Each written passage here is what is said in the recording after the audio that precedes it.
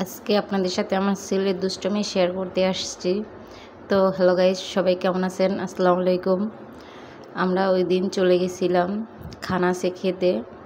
তো আমার ছেলের একটু খিদা লেগে গেছে।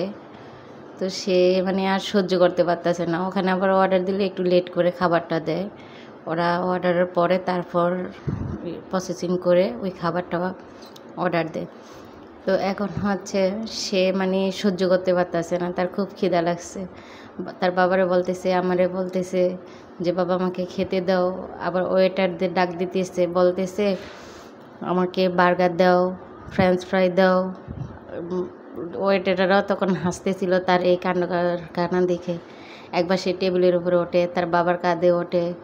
তার বাবা চাইতেছিল কিছু পিকচার বা ছবি তুলতে, সুন্দর মেমোরি ধরে রাখার জন্য।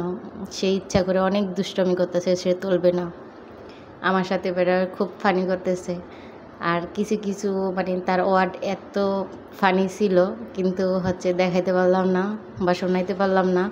পিছনে ব্যাকগ্রাউন্ড যে মিউজিক বাজছিল ওইটা কপিরাইট মিউজিক, তাই আমি এটা টোটালি অফ করে দিলাম। ফাইনালি খাবার আসছে, সে খাবার খাইতেছে। সে কোনটা খাবে দিশা পাইতেছে না, কিন্তু বার্গারটা পরে খায় নাই, খাইছে শুধু ফ্রেঞ্চ ফ্রাই আর কফি জুস। কফি জুসটা এত ঠান্ডা ছিল, তারপরে সে খাবে। তো খেয়ে শেষমেশ সেটা খাইছে। এখন এত ফানি করছে সে, বলার বাহিরে। তো মাঝে মাঝে বাচ্চাদের নিয়ে বের হয়ে যাওয়া লাগে, তাহলে তাদের ভিতরের যে ফানি ওগুলো প্রকাশ হয় বা তারা একটু আপডেট হয়। ভিডিওটা ভালো লাগলে সবাই সাবস্ক্রাইব করে পাশে থাকবেন। Thank you.